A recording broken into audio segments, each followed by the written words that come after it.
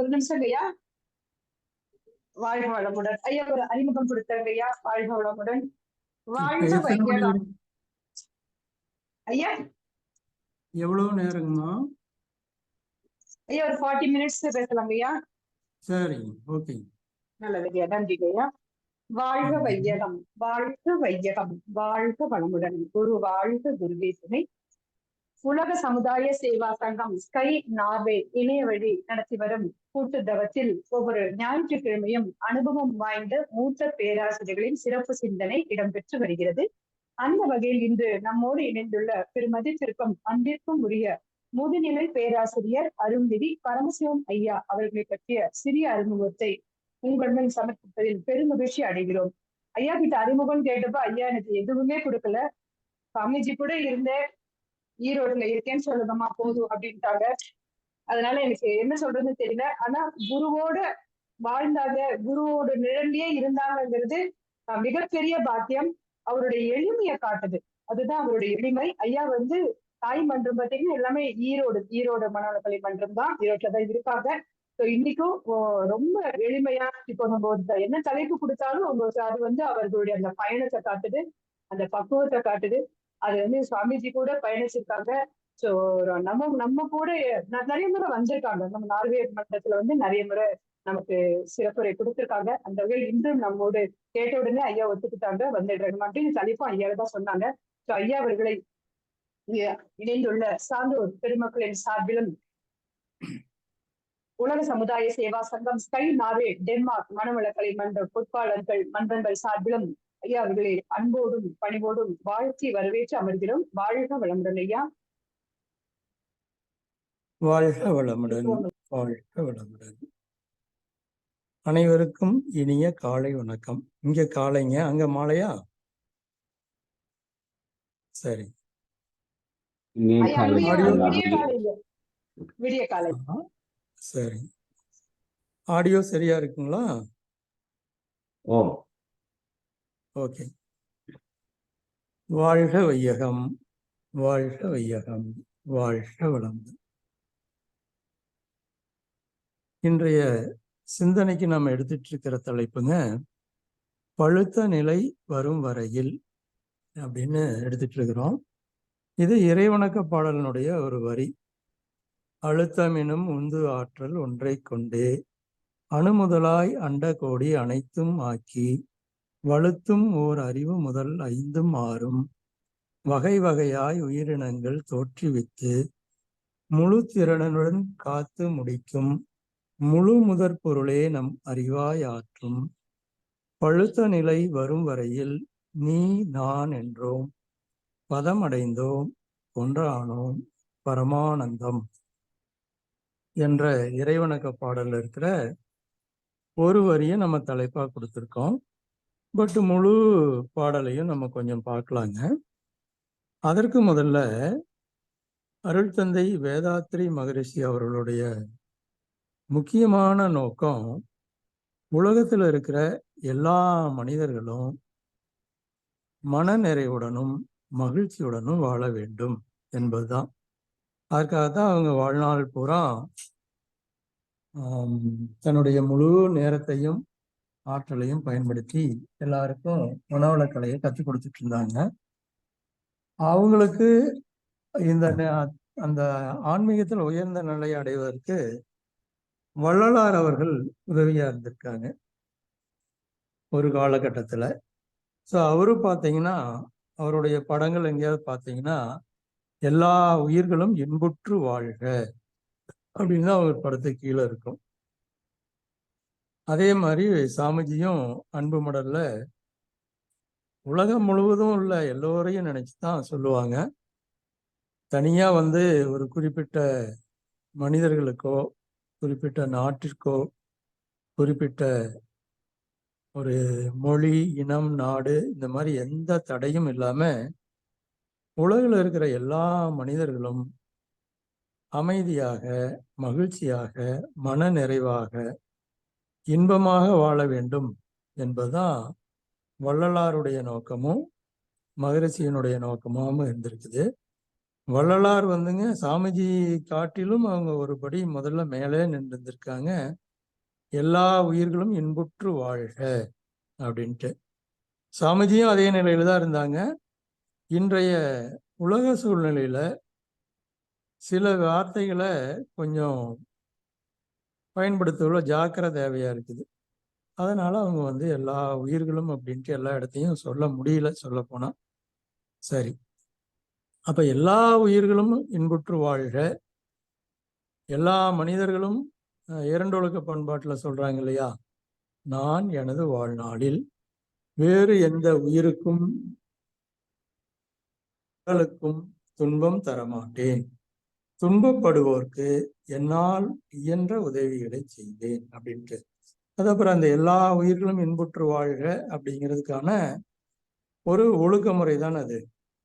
அதனால நம்ம எல்லோருமே அந்த நிலையை நோக்கி பயணிச்சுக்கிட்டு இருக்கிறோம். எந்த ஒரு உயிருக்குமே கூட துன்பம் கொடுப்பதற்கு மனம் வராத நிலை அது. அப்ப அந்த நிலையை அடைவதற்காக பயணத்துல நம்ம இருக்கிறோம். இந்த பயணம் நம்முடைய அறிவு நிலை இப்ப எப்படி இருக்குதோ அதை பொறுத்து தொடங்கும். ஒருத்தர் வந்து வயது காரணமாக நம்ம அறிவை பத்தி சொல்ல முடியாது. ஒரு சின்ன குழந்தைக்கு கூட நம்மை காட்டிலும் பெரிய ஒரு புரிதல் இருக்கும், பெரிய ஒரு விஷயத்துல பெரிய அறிவு இருக்கும்.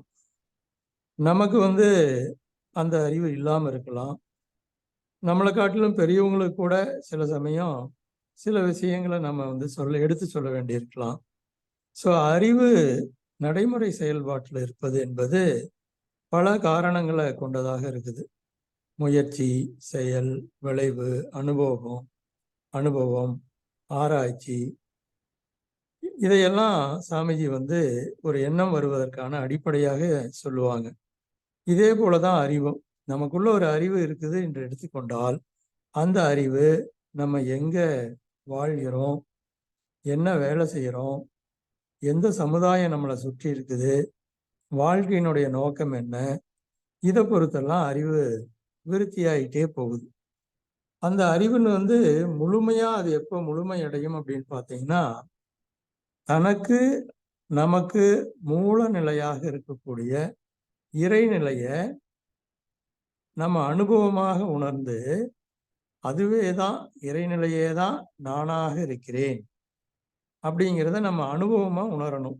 அது மனவளக்கலையால முடியும். அதே மாதிரி நம்ம கூட வாழ்கின்ற மற்ற மனிதர்களும் மற்ற உயிரினங்களும் எங்கிருந்து வந்தது? மற்ற மனிதர்களும் மற்ற உயிரினங்களும் இறைநிலையிலிருந்து தான் மாற்றம் பெற்று வந்தன என்பதை நம்மால ஒரு அனுபவமாக உணர முடியும். நம்ம அனுபவமா உணர்றதுன்னா எப்படின்னா, வந்து நமக்கு 5 புலன்கள் இருக்குது. 5 புலன்கள்ல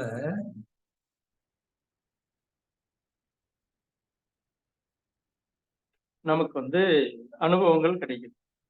என்ன அனுபவம்? 5 புலன்கள் மூலமாகவும் வந்து 5 முதல்ல வந்து நமக்கு சுலபமாக தெளிவா தெரிகிறது. பஞ்சேந்திரிய விளக்கம் நீங்க கேட்டிருப்பீங்க. இப்போ நாக்குல ஒரு பொருளை வைக்கிறோம். அந்த பொருளை வச்சா ஒரு ருசி தெரியுது. அப்ப நம்ம என்ன பொருளை வைக்கிறோமோ அதற்கான ருசியை நம்ம அனுபவிக்கிறோம். ஆனா எல்லோருமே அந்த ருசியை வந்து ஒரே மாதிரி அனுபவிப்பாங்களா அப்படின்னு கேட்டீங்கன்னா இல்லைதான் சொல்லணும். இன்னைக்கு போஸ்டர்ல ஆரஞ்சு போட்டிருக்கிறாங்க. ஆரஞ்சு வெட்டி வச்சிருக்கிற ஒரு பழம், அப்புறம் மீதி எல்லாம் ஆரஞ்சு போட்டிருக்கிறாங்க. இந்த ஆரஞ்ச எல்லோரும் எல்லா இடங்களிலும், அதாவது எல்லா நாட்டுல விளையிற ஆரஞ்சும் பார்க்கறதுக்கு ஒரே மாதிரி தான் இருக்கும். ஆனா வந்து வெட்டி சுவைச்சு பார்த்தா ருசியில மாற்றம் இருக்கும். அதே மாதிரி ஒரு குழந்தைக்கு இனிப்பை பெரியப்பா சாப்பிடுற குழந்தைக்கு நீங்க இந்த ஆரஞ்சு கொடுத்தீங்கன்னா அதுல இருக்கிற இனிப்பு சுவையோட அது புளிப்பு சுவையை தான் கவனிக்கும். ஒருத்தருக்கு உடம்பு சரியில்லாம இருக்காங்க, அவங்களுக்கு ஜூஸ் தான் சாப்பிடணும்னு சொல்றாங்க. பட் காய்ச்சல் இருந்ததுன்னா இந்த ஆரஞ்சினுடைய சுவையே கசப்பாக தெரியும். ஒருத்தருக்கு ரொம்ப மனநிலை கஷ்டத்துல இருக்காரு, ஸ்ட்ரெஸ்ல இருக்காரு. அவருக்கு நீங்க எவ்வளவு அருமையான ஆரஞ்சு பழத்துல இருந்து ஜூஸ் போட்டு கொடுத்தீங்கனாலும் அதுல இருக்கிற ருசியே தெரியாது. அப்போ ஒரே பொருள் அதை அனுபவிக்கின்ற பொருளுக்கு தகுந்த நபருக்கு தகுந்த மாதிரி, அந்த நபரினுடைய தன்மைக்கு தகுந்த மாதிரி அதை நம்ம பொருள் இப்படி இருக்குது அப்படின்னு சொல்லுவோம். அந்த மாதிரி உலகில் உள்ள உயிர்கள் எல்லாம் ஒரே உயிர்கள் தான், ஒரே உயிர்களினுடைய பிரிவுகள் தான். ஆனா அவர்கள் வாழுகின்ற இடத்திற்கேற்ப அவங்களுடைய ப்ரையாரிட்டி மாறுது இல்லையா? அந்த ப்ரையாரிட்டி மாறும்போது அவங்க ஒண்ணையும் அவங்க எப்படி பொருள் கொள்றாங்கங்கிறது மாறுறதுனால தான் இன்னைக்கு உலகம் பூரா இருக்கிற வேறுபாடுகள். ஒரு மனிதரும் உலகில் வாழ்கின்ற சக மனிதர்கள் எல்லோரையும் தன்னை போலவே பாவிக்கின்ற பக்குவம் வந்துவிட்டால் உலகத்துல போரோ பகையோ அல்லது மனிதர்களால மனிதர்களுக்கு உருவாகின்ற எந்த ஒரு துன்பமும் வராது. ஏன்னா தன்னைத்தானே துன்புறுத்தி கொள்ள முடியாது இல்லையா? இப்ப நாம ஒரு குச்சி எடுத்து நம்மளை நாமளே அடிச்சுக்குவோமா? நிச்சயமா அடிச்சுக்க மாட்டோம்.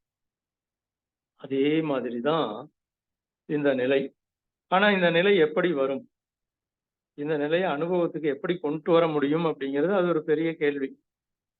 இப்ப இந்த பாடலே பிரம்மஞான பாடல் மாதிரி தான். உங்களுக்கு பிரம்மஞான பாடல் ஞாபகத்துல இருக்கும். இறைநிலையே தன்னிருக்க சூழ்ந்தழுத்தும் ஆற்றல் இதன் திணிவு மடிப்பு விழ சுழலும் நுண் விண்ணாம் நிறைவெளியில் விண்சுழல நெருக்குகின்ற உரசல் நிலைவெளியில் எழுப்புகின்ற நேரலைகள் காந்தமாம் மறைபொருளாம் காந்தம் தன் மாத்திரைகள் ஐவகை மலைக்காதீர் விண்கூட்டம் மாபூதம் ஐந்துமாம் முறையாய் இக்காந்த அலை மனமாம் உயிருடல்களில் மதி உயர்ந்து இவ்வுண்மை பெற மா பிரம்ம ஞானமாம் அப்படின்னு சொல்றாங்க. இதை இன்றைக்கு நம்ம சாமிஜி ஒரு பாட்டுல கூட சொல்லுவாங்க, இந்த நாள் விஞ்ஞானமோ ஏற்றம் பெற்றதால் அதை இயங்கிடும் மின்சாரம் மூலம் எளிதாக உணர்த்தலாம் அப்படிம்பாங்க. உதாரணத்துக்கு நீங்க எல்லோரும் ஒவ்வொருவரும் ஒரு ஒரு ஒரு டிவைஸ்ல ஒரு செல்போனோ அல்லது லேப்டாப்போ கம்ப்யூட்டர்லயோ இப்ப நான் பேசுறதை கேட்டுட்டு இருக்கிறீங்க. இந்த எல்லோருக்குமே அந்த டிவைஸ் ஒர்க் பண்றதுக்கு பேஸ் எலக்ட்ரிசிட்டி. இந்த எலக்ட்ரிசிட்டி ஒரே இடத்துல தான் உற்பத்தி ஆகும். உங்களுக்கெல்லாம் ஏதோ ஒரு இடத்துல அது ஜென்ரேட் ஆகும். அது அதுக்கு மூலம் வாட்டரா இருக்கலாம், அல்லது ஏரா இருக்கலாம், அல்லது ஒரு என்ஜினா இருக்கலாம், டீசல் என்ஜினா இருக்கலாம், அல்லது ஒரு பெட்ரோல் என்ஜினா இருக்கலாம். அந்த என்ஜின் என்ன செய்யுது, அந்த ஜென்ரேட்டர் இருக்கிற டர்பைனை சுத்த வைக்கும். ஜென்ரேட்டர் உங்களுக்கு எல்லாம் தெரியும், ஒரு பெரிய அளவுல இருக்கும்போது சுற்றிலும் செம்பு கம்பிய சுருள் சுருளா சுத்தி வச்சிருப்பாங்க. உள்ள ஒரு காந்த தண்டு இருக்கும். அப்போ ஒரு செம்பு கம்பிக்கு இடையில காந்த தண்டு சுழலும் போது அந்த செம்பு கம்பி வழியாக எலக்ட்ரான்களுடைய ஓட்டம் தூண்டப்படுகிறது. அது ஒயர் வழியா பல 100 மைல்கள் பல 1000 மைல்கள் கூட டிராவல் செய்து நம்முடைய டிவைஸ்க்கு தேவையான எனர்ஜியை கொடுக்குது. அது நம்ம டிவைஸ் மட்டும் இல்லை, வீட்டில் இருக்கிற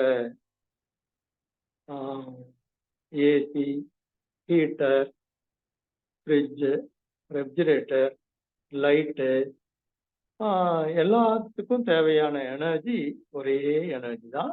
எலக்ட்ரான்களுடைய மூவ்மெண்ட்னால எலக்ட்ரான்களுடைய ஓட்டத்தை தான் நம்ம எலக்ட்ரிசிட்டின்னு சொல்லுவோம். அப்போ ஒரே எலக்ட்ரிசிட்டி, அதுக்கு சோர்ஸ் ஒன்று தான். அந்த ஒரே எலக்ட்ரிசிட்டி பேசுது. நீங்க போன்ல வேற நபர்கள்ட்ட பேசும்போது வேற வேற விதமாக பேசுது. நீங்க அதை ஒரு கேமராவை யூஸ் பண்ணீங்கன்னா வேற வேற கேமரா மெமரியில இருந்து வரும்போது வேற வேற போட்டோக்களை காட்டுது.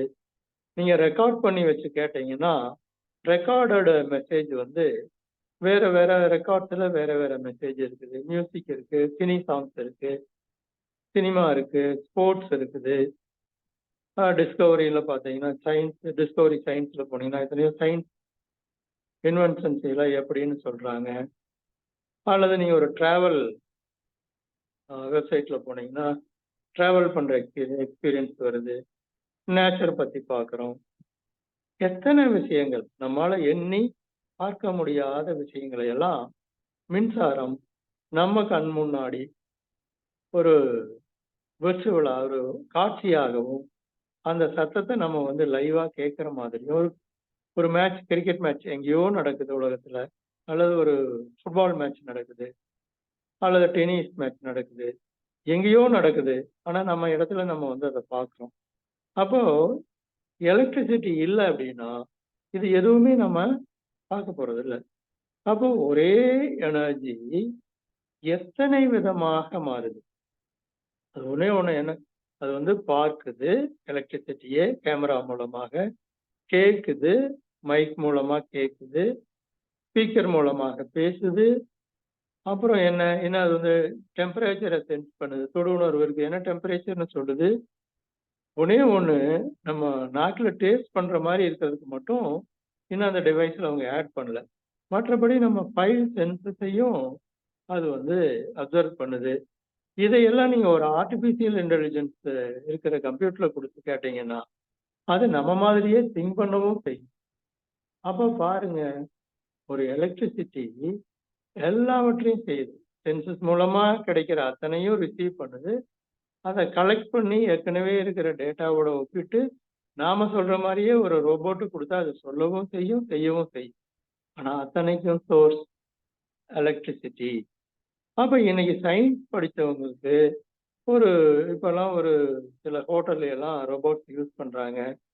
இந்த ரோபோட்டிக் சயின்ஸ் தெரிஞ்சவங்களுக்கு அங்க போய் உட்கார்ந்துக்கிட்டு அவங்க சாப்பாடு ஆர்டர் பண்றாங்க. அதே போல ஆர்டிபிஷியல் இன்டெலிஜென்ஸை யூஸ் பண்ணி இன்னைக்கு கார் டிரைவர் இல்லாம ஓடுது. ஸோ அவங்களுக்கு எல்லாருக்கும் தெரியும் இது அத்தனையும் செய்வது எலக்ட்ரிசிட்டி. எலக்ட்ரிசிட்டி தான் இத்தனையுமாக கன்வெர்ட் ஆயிருக்கு அப்படின்ட்டு. அதே போலதான் ஸ்பிரிச்சுவல் சயின்டிஸ்ட் அத்தனை பேருக்கும் தெரியும் எல்லாம் வல்ல இறைநிலை தான் த காட் அப்படின்னு சொல்றாங்க, அல்லது த பேசிக் எனர்ஜின்னு சொல்றாங்க. இந்த மாதிரி சயின்ஸ்ல அது ஒரு பேரு. ரொம்ப விரிஞ்சு இருக்கிறவங்க ஒரு பேரு, ரொம்ப சின்னதா இருந்தா அவங்கவுங்களுடைய நாலேஜ் லெவலுக்கு தகுந்த மாதிரி அதுக்கு ஒரு அந்த காட் எனர்ஜிக்கு ஒரு பேர் கொடுத்துட்றாங்க. இப்போ நம்ம ஒவ்வொருத்தரும் ஒரு கம்பெனியோட செல்போன் வச்சிருக்கோம், ஒரு கம்பெனியோட கார் வச்சிருக்கோம். அந்த மாதிரி அவங்க யூஸ் பண்றவங்க அதுக்கு ஒரு நேம் கொடுத்துட்றாங்க, அவ்வளவுதானே ஒழிய மற்றபடி இந்த உலகத்துல இருக்கிற அல்லது இந்த பிரபஞ்சத்துல இருக்கிற அத்தனை பஞ்சபூதங்களுக்கும் அத்தனை உயிரினங்களுக்கும் அத்தனைக்கும் சோர்ஸ் ஒன்னே ஒண்ணு. தட் இஸ் அதைத்தான் வந்து இருப்பு நிலை அப்படின்னு சாமி சொல்றாங்க. இதையே முதல்ல எழுதின பாட்டுல அழுத்தம் அப்படின்னு சொல்றாங்க. ஸோ அந்த பாட்டுல என்ன சொல்றாங்க, அழுத்தம் எனும் உந்து ஆற்றல் ஒன்றை கொண்டே அணுமுதலாய் அண்ட கோடி அனைத்தும் ஆக்கி வழுத்தும் ஓர் அறிவு முதல் 5ம் 6ம் வகை வகையாய் உயிரினங்கள் தோற்றுவித்து முழு திறனுடன் காத்து முடிக்கும் முழு முதற் பொருளே நம் அறிவாய் ஆற்றும் பழுத்த நிலை வரும் வரையில் நீ நான் என்போம் பதமடைந்தோம் ஒன்றானோம் பரமானந்தம். இந்த பாட்டும் பிரம்மஞான பாட்டும் மோரார்லெஸ் வார்த்தைகள்ல கொஞ்சம் மாற்றமே ஒழிய ஒரே கருத்து தான். இதுல அடுத்து நீங்க கவனிக்க வேண்டியது என்னன்னா, இந்த பழுத்த நிலை எப்பொழுது வரும்? ஒரு ஃப்ரூட் இருக்குது, அந்த ஃப்ரூட் எப்போ பழுக்கும்? முதல்ல அது ஒரு பூவா இருக்கும், அப்புறம் ஒரு பிஞ்சா இருக்கும், அப்புறம் ஒரு காயா இருக்கும், அப்புறம் பழுத்து போய் அது ஒரு ஃப்ரூட்டா ஒரு கனியாக மாறும். அதற்கு ஒரு ஏஜ் இருக்கு. பூவா இருக்கையில ஒரு ஏஜ், பூவா இருக்கிறதுல இருந்து அந்த ஸ்பீசிஸுக்கு தகுந்த மாதிரி அது பழம் ஆகிறதுக்கு மேபி 10 days ஆகலாம், 1 month ஆகலாம், சிலதுக்கு வந்து இப்போ 3 months ஆகலாம். சில பழங்களுக்கு 1 இயர் கூட இருக்கிற பழங்கள் கூட இருக்குது. அது பழம் ஆகும்னா 1 இயர் ஆகலாம். பட் எல்லா பூக்களும் ஒரு காலத்துல ரைப் ஆகி பழுத்து போய் பழம் ஆகும். அப்ப பூவா இருக்கும்போது நீங்க அத பார்த்தீங்கன்னா, இது என்ன பூ அப்படின்னு தோணும். ஆனா ஒரு அக்ரிகல்ச்சரிஸ்ட் விவசாயிக்கு அத பார்த்தா, அது பின்னாடி எப்படி பழமாக வரும், அந்த பழம் வந்து எப்படி பயனாகும் அப்படிங்கிறது ஒரு விவசாயிக்கு தெரியும். இப்ப எல்லாருக்கும் வாழைப்பழம் தெரியும். இந்த வாழை மரத்துல பூ முதல்ல வரும்போது பார்த்தீங்கன்னா, ஏதாவது கொஞ்சமாவது வாழைப்பழத்த பத்தி நினைக்க முடியுமா? ஒரு பெரிய மரம், பெரிய மரமா இருந்ததுன்னா, அது ஒரு பெரிய பூ வரும். அந்த பூ வந்து அது வெடித்து, அதுல இருக்கிற இன்னும் உள்ள இருக்கிற பூ தெரியாததுக்கு முதல்லயே நம்ம அத வாழைப்பூன்னு தான் சொல்றோம். பட் அந்த வாழைப்பூக்குள்ள வாழைப்பழத்த யார் பார்ப்பாங்க? அந்த அந்த நாலேட்ஜ் இருக்கிறவங்க பார்ப்பாங்க. ஸோ அதுபோல நாலேட்ஜ் அறிவு தான் முழுமை அடைஞ்சதுன்னா, பதம் அடைந்ததுன்னா, அது வந்து பழுத்து போகும். ஸோ பழுத்து போச்சுன்னா, எப்படி பூ பழுத்து போச்சுன்னா, அது வந்து ஒரு நல்ல நன்மைய மட்டும் செய்கிறதோ, அதே போல நமக்குள்ள இருக்கிற மனசு தான் அதனுடைய ஹையர் ஸ்டேட்ட வந்து நம்ம அறிவுன்னு சொல்றோம். அந்த மனம் நம்ம வந்து நினைக்கிறோம் இல்லையா? அந்த நினைக்கிறத இன்னைக்கு வந்து சாமிஜி வாழ்ந்த காலத்துல உங்களுக்கு எல்லாம் தெரியும். ஸ்ரீலங்கா ப்ராப்ளம் இருந்துச்சு. ஈரான், ஈராக்ல கொஞ்சம் ப்ராப்ளம் இருந்துச்சு. அப்புறம் கொஞ்சமா பாலஸ்தீனத்துல ப்ராப்ளம் இருந்துச்சு. இப்ப இருக்கிற அளவோட குறைவாகத்தான் இருந்ததாக நான் நினைக்கிறேன். அப்போ நாங்கெல்லாம் கூட நினைச்சோம், இனிமேல் வந்து நம்ம இத்தனை பேர் தவம் செய்றோம். உலகத்த நினைச்சு வாழ்த்துறோம். உலகம் வந்து ஒரே யூனிட்டா மாறிப் போச்சு. கம்யூனிகேஷன் எல்லார் கையிலயும் செல்போன் வந்துருச்சு, ஆண்ட்ராய்டு ஃபோன் வந்துருச்சு. டிரான்ஸ்போர்ட் வந்து எங்கிருந்து வேணாலும் உலகம் பூரா போற மாதிரி டிரான்ஸ்போர்ட் வந்துருச்சு. எக்கானமி வந்து உலகம் பூரா ஒண்ணா போச்சு. எங்கேயோ ப்ரொடியூஸ் பண்றத உலகத்துல இருக்கிற எல்லாரும் வாங்கி யூஸ் பண்ணிக்கிட்டு இருக்கிறோம். நம்முடைய உழைப்ப உலகத்துல இருக்கிற எல்லாருக்கும் கொண்டு போக முடியுது. அப்ப இன்னைக்கு உலகம் உள்ளங்கையில் அப்படின்னு செல்போனுக்கு சொல்ற மாதிரி ரொம்ப சிம்பிளா எல்லாரும் ஒரே யூனிட்டி வந்துரும். இனிமேல் உலகத்துல வாரெல்லாம் வராது அப்படிங்கிற மாதிரி நானெல்லாம் நம்பிக்கிட்டு இருந்தேன். ஆனா இன்னைக்கு உக்ரைன் வார் வந்து கிட்டத்தட்ட 2 வருஷத்துக்கு பக்கம் போயிட்டு இருக்குது. பாலஸ்தீனத்துல ஆயிரக்கணக்கான மக்கள் கஷ்டப்பட்டுட்டு இருக்காங்க. ஈரான் அப்புறம் இதுல உள்ள வர்றது, அப்புறம் இன்னும் இந்த மாதிரி இது வந்து சொல்றாங்க. அதுக்கு நடக்குமா? நடக்கக்கூடாது அப்படின்னு இருந்தாலும், 3rd வேர்ல்டு வார்க்கே கூட இது வந்து கொண்டு போய் விடலாம் அப்படிங்கிறாங்க. அப்போ எதற்காக இந்த வார்? எதற்காக மனிதர்கள் பிற மனிதர்களை துன்புறுத்த வேண்டும் அல்லது அழிக்க வேண்டும் அப்படின்னா, அவங்க வேற, நான் வேற, என்னுடைய குழு, நான் பேசுகின்ற மொழி, என்னுடன் இருப்பவர்கள், என்னுடைய நாடு, என்னுடைய இறைவணக்க முறை, என்னுடைய ட்ரெஸ்ஸிங் கோட், இந்த மாதிரி நான் படிச்ச படிப்பு, என்னுடைய எங்கிட்ட இருக்கிற வெல்த், இதை எல்லாத்தையும் என்னுடைய கேரக்டரா நினைச்சுக்கிட்டு நான் வேற, அவங்க வேற. ஸோ அதனால என்னோட என்னுடைய டீம் தான் நல்ல டீம். என்னோட டீம அவங்க கிரிட்டிசைஸ் பண்ணாங்கனாலோ அல்லது வேற ஏதாவது சொன்னாலோ நான் அவங்கள வந்து அவங்க பேர்ல போர் செய்வேன். வார வந்து நான் வந்து யூஸ் பண்ணுவேன். அவங்கள நான் வந்து டிஸ்டர்ப் பண்ணுவேன். ஃபைனலா அவங்கள டெஸ்ட்ராயே பண்ணிருவேன். அப்படிங்கிற அளவுக்கு இந்த கல்ச்சர், இந்த ஐடியா, இந்த மாதிரி மைண்ட் ஏன் போகுது அப்படின்னா, அவங்களுக்குள்ள இன்னும் அவங்க வந்து பூவாக அல்லது பிஞ்சாக இருக்கிறாங்க, காயாக இருக்கிறாங்க. அவங்க நாலேஜ்ல அவங்க ஒரு ஃப்ரூட்டா மாறல.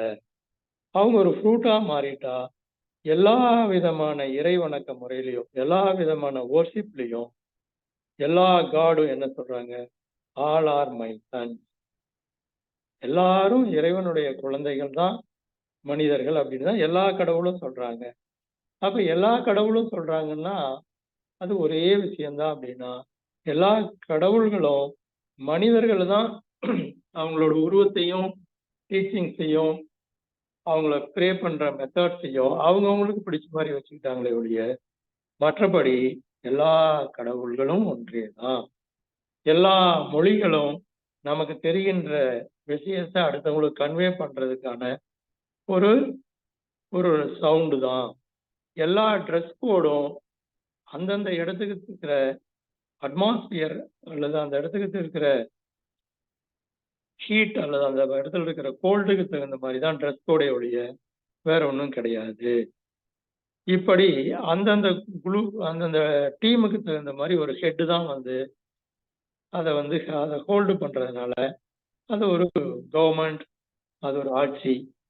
இப்படி மைண்டை எக்ஸ்பேண்ட் பண்ணோம்னா அப்போ எல்லாருக்குமே தெரியும், எல்லாருமே ஒண்ணுதான், எல்லா உயிர்களும் ஒண்ணுதான், எல்லா மனிதர்களும் ஒண்ணுதான், அனைவரும் இறைவனுடைய குழந்தைங்க தான் அப்படின்னு சொல்லிட்டா, நீ எனினும் நான் எனினும் நிறையறிவில் ஒன்றே அப்படின்னு சாமிஜி இன்னொரு பாட்டுல சொல்லுவாங்க.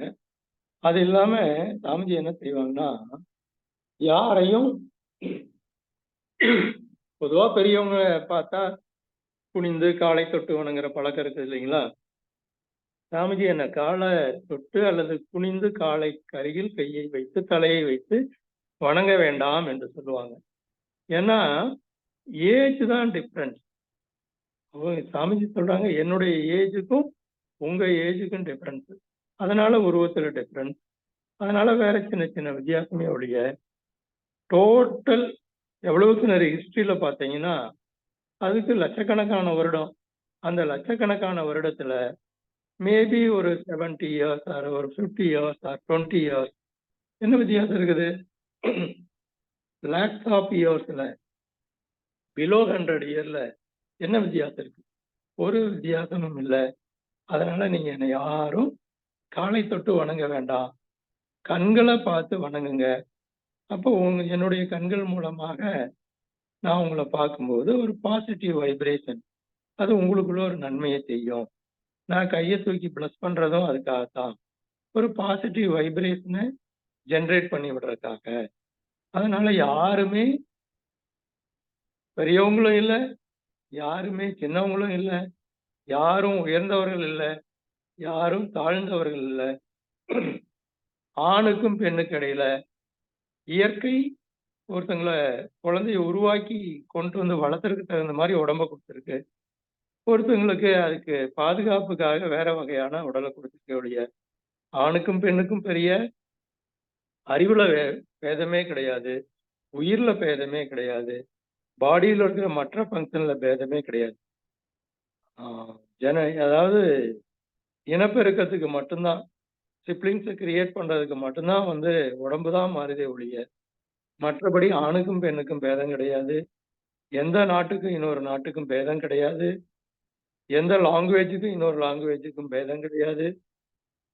ஆக உலகத்தில் இருக்கிற எந்த ஒரு உயிருக்கும், ரொம்ப டீப்பா போகும்போது எந்த ஒரு உயிருக்கும் எனக்கும் இடையில எந்த மாதிரியான அதுவும் ஒரு உயிர், நானும் உயிர், இத எக்ஸ்பீரியன்ஸ் பண்ண முடியும் அப்படிங்கிறதா மனவளக்கலையினுடைய ஒரு பெரிய பெருமைன்னு வச்சுருந்தேன். நீங்க தொடர்ந்து பிராக்டிஸ் பண்ணிக்கிட்டே வந்தீங்கன்னா, ஒண்ணு பிராக்டிஸ் பண்ணணும், ரெண்டாவது சாமிஜி ஸ்பீச்சஸை ஆடியோ கேட்கணும், மூணாவது முடிஞ்சப்போலாம் சைலண்ட் மௌனத்துல இருந்து சாமிஜியோட புக்ஸை, சாமிஜியோட ஸ்பீச்சஸை உங்களுடைய ஓன் எக்ஸ்பீரியன்ஸா மாற்றணும்.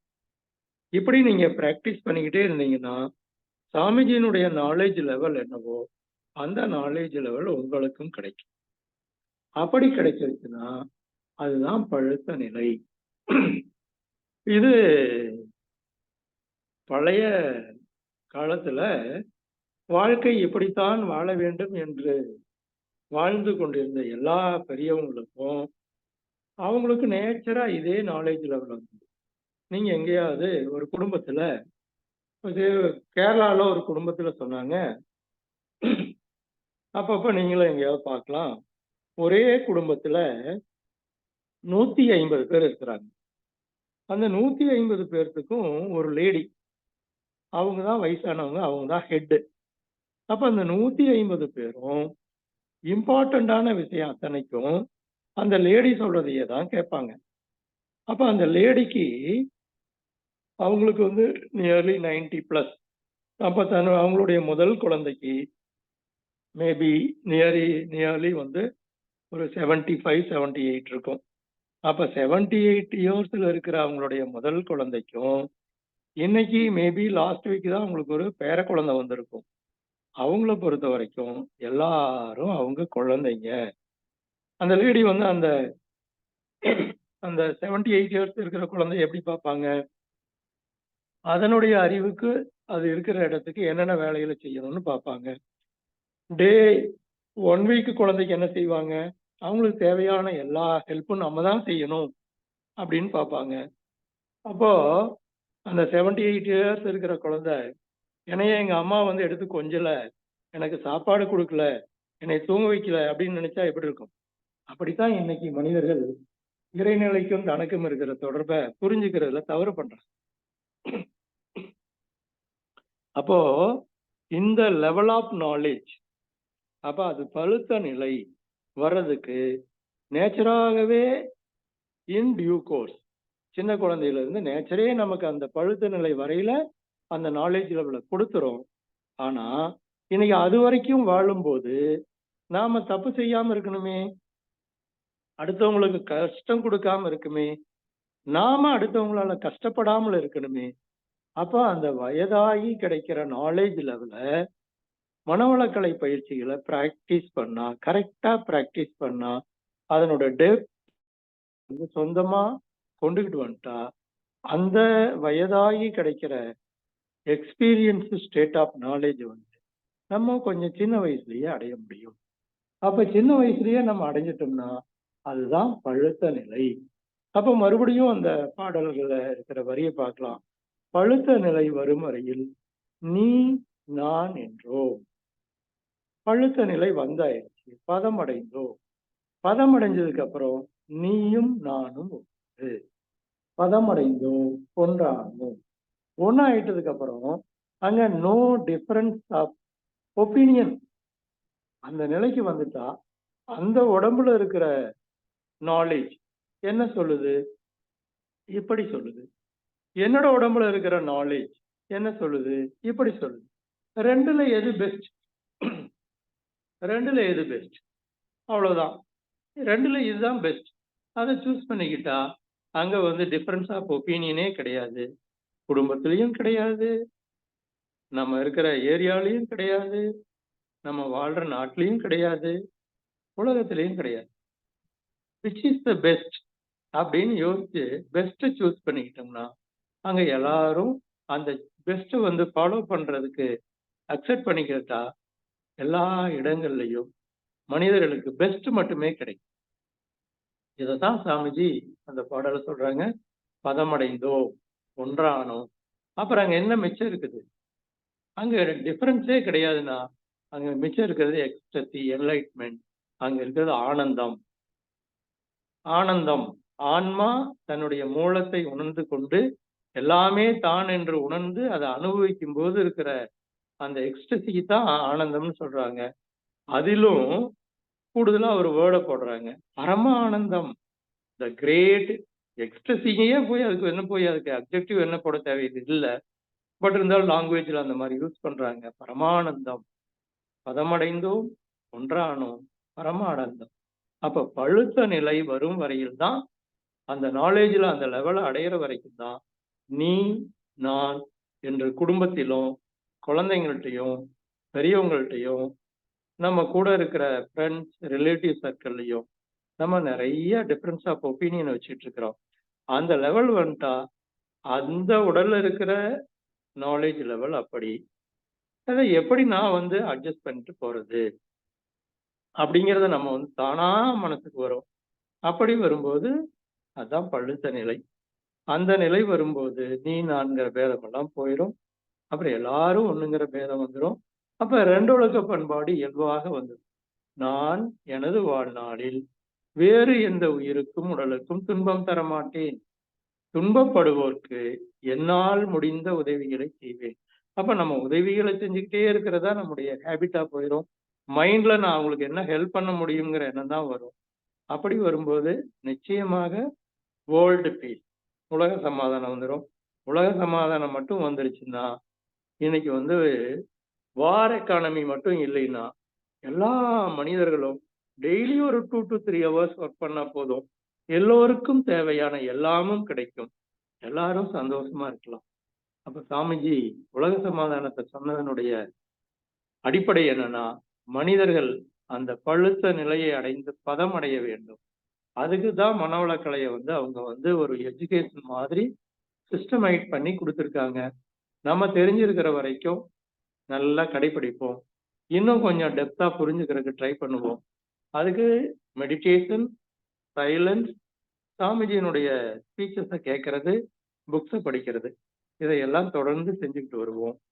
இந்த ஒரு சிந்தனையை உங்கள்கிட்ட எல்லாம் ஷேர் பண்ணிக்கிறதுக்கு வாய்ப்பு ஏற்படுத்தி கொடுத்த அனைவருக்கும், ரேவதி அவர்களுக்கும் அனைவருக்கும் என்னுடைய நன்றியையும் என்னுடைய வாழ்த்துக்களையும் தெரிவித்து மகிழ்கிறேன். அனைவருக்கும் நன்றி. நீங்கள் அனைவரும், உங்களுடைய குடும்பமும், நீங்கள் வாழுகின்ற பகுதியும், மக்கள் அனைவரும் அமைதியாகவும் மகிழ்ச்சியாகவும் மனநிறைவோடு வாழட்டும் என வாழ்க வளமுடன், வாழ்க வளமுடன், வாழ்க வளமுடன் என அருட்தந்தை அவர்களை நினைந்து வாழ்த்தி மகிழ்கிறேன். அனைவருக்கும் நன்றி.